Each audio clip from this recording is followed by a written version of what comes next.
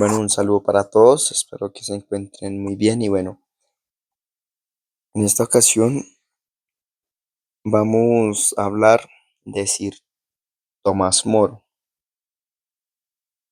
Fue un abogado, erudito, estadista y Lord Canciller de Enrique VIII de Inglaterra, que fue ejecutado en julio de 1535 por su negativa a apoyar la ruptura de la Iglesia de Inglaterra con la Iglesia Católica de Roma.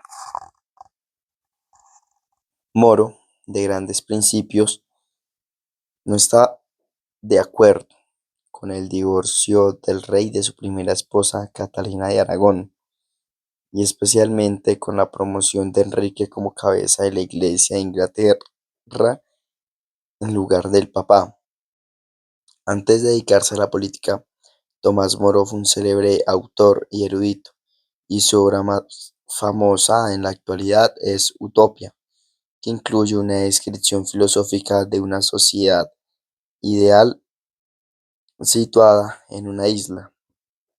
Tomás Moro fue nombrado santo en 1935 por la Iglesia Católica.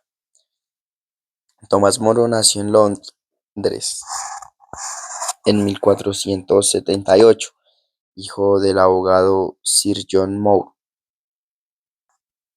El joven Tomás fue educado en la escuela de San Antonio de la capital, mientras que en su adolescencia trabajó como paje en la casa del arzobispo John Morton. Se graduó de la Universidad de Oxford en 1496 y pasó a estudiar Derecho en Lincoln's Inn. Moro pasó por 4 años en un monasterio cartujo, pero decidió no hacer los votos y entrar plenamente en el sacerdocio. En 1504, More comenzó su carrera política de 30 años y entró en el Parlamento.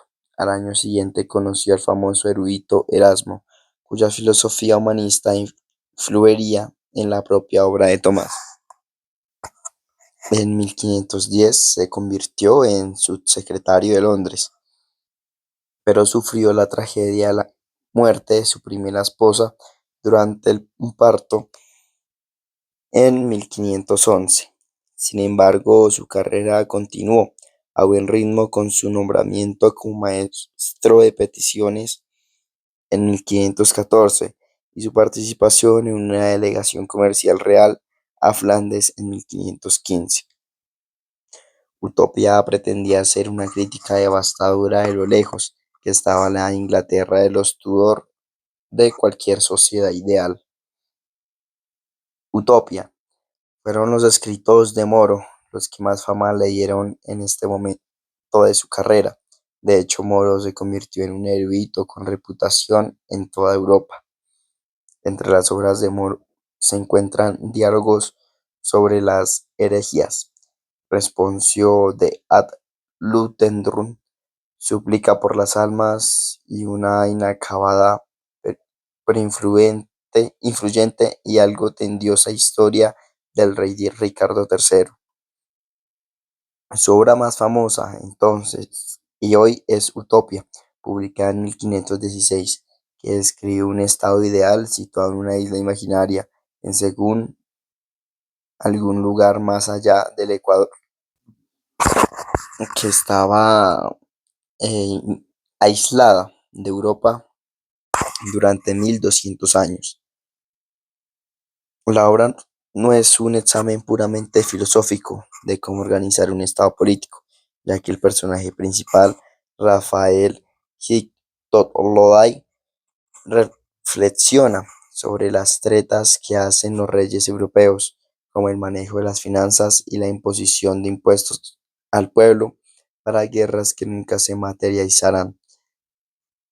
Críticas dirigidas tanto a Enrique VII de Inglaterra, que reinó de 1485 a 1509, como a Enrique VIII.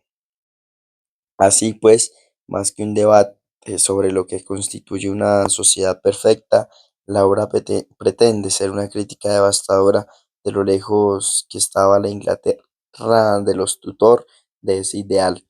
El libro concluye con el acuerdo entre Dick Torley y su interlocutor Morus, el propio Moro, de que es improbable que la utopía, que significa ningún lugar, exista nunca en otro lugar que no sea la isla de los utopistas.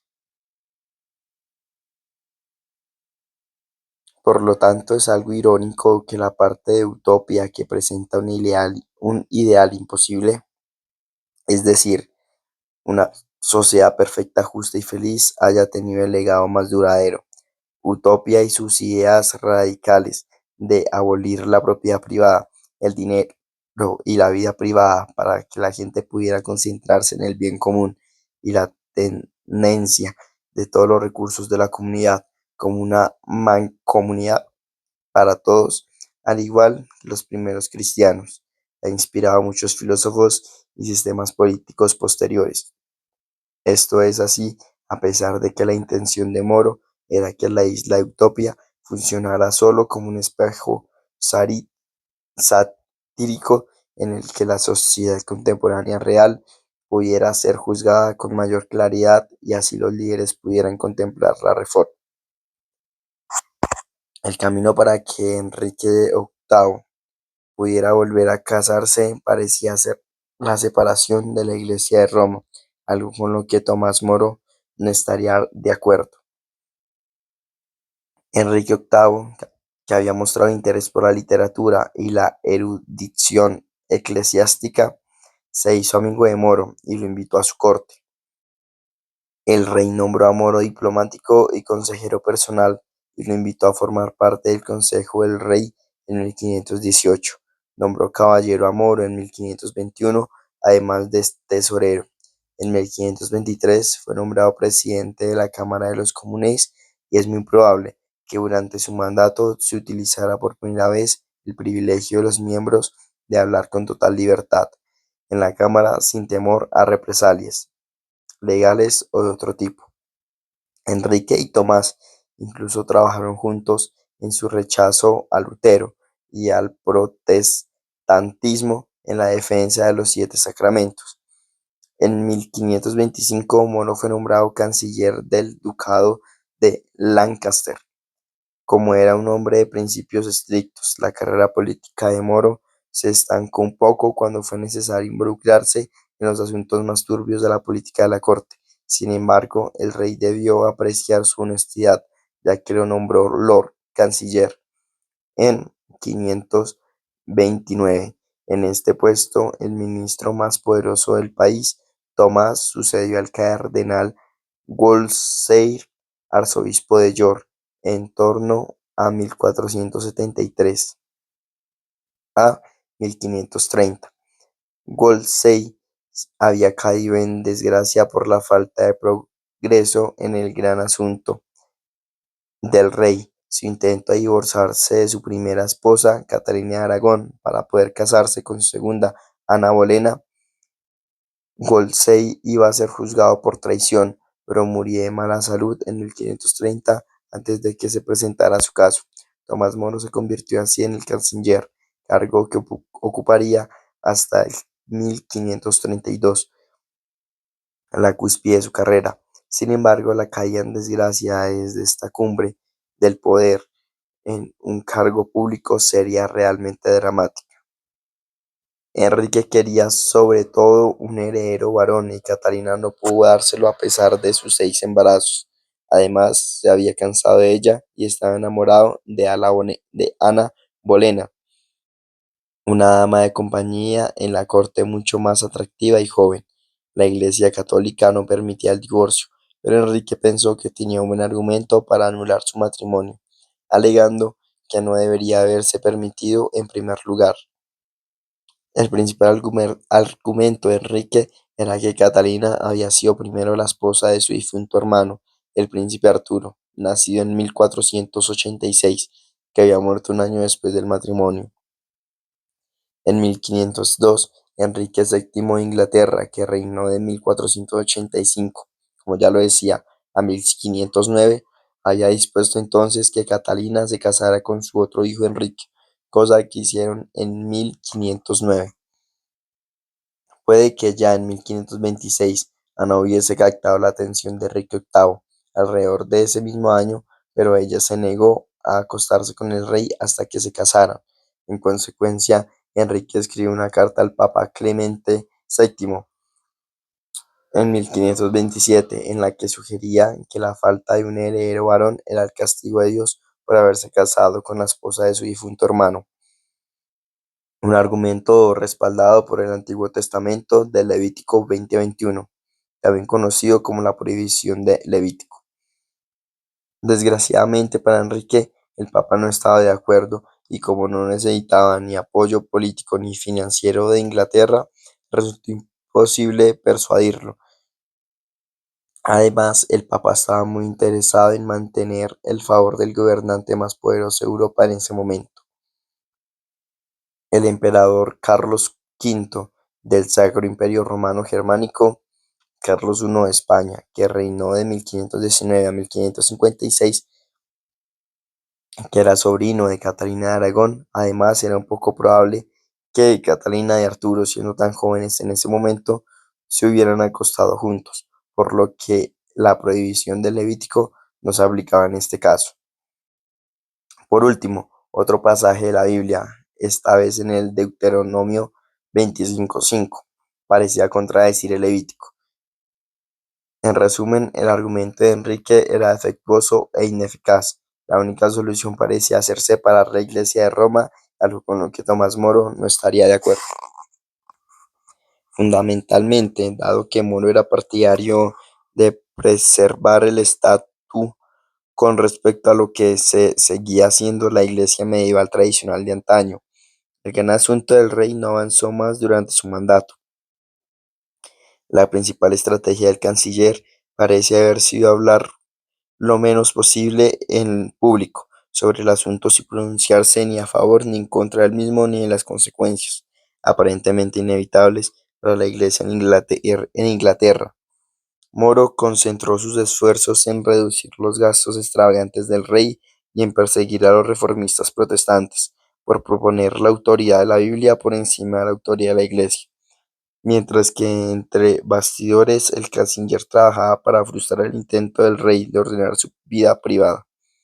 El canciller no estaba a favor de los planes del rey de anular su primer matrimonio, pero sobre todo estaba en contra de la intención del rey de hacerse jefe de la Iglesia por encima del Papa, y al final fue por esta cuestión por lo que Moro dimitió de su cargo. Moro estaba consternado por los ataques del rey a la Iglesia y el debilitamiento de su independencia frente a la monarquía, el gobierno y los laicos en general. Tomás se retiró entonces a la vida privada, donde no estudiaría ni se entrometería en ningún asunto de este mundo. El ex canciller esperaba que su silencio sobre todo el asunto lo protegiera de la ira del rey, pero su mismo silencio se hizo notar en toda Europa. A Moro le sucedió Tomás Cromwell, que apoyaría sin reservas a Enrique en sus objetivos. Tras dimitir, Moro le dio el siguiente consejo a su sucesor, según consta en la vida de Sir Tomás Moro, del yerno de Moro, William Roper: Maestro Cromwell, ahora estáis al servicio del príncipe más noble, sabio y liberal. Si seguís mi pobre consejo, en vuestros consejos al rey le diréis siempre lo que debe hacer, pero nunca lo que puede hacer. Así os mostraréis como un verdadero y fiel servidor y un digno consejero, porque si un león conoce su propia fuerza, difícilmente podrá alguien gobernar. Bueno, también vamos a hablar eh, de que Tomás Moro es un personaje importante y arraigado a la política, algo que lo diferencia mucho de los otros filósofos, eh, como de los de Maquiavelo o tales de Mileto. Les pido que lean un poco más sobre la historia de Tomás Moro y su vida política. De veras que es muy interesante y bueno, no siendo más, hasta la próxima.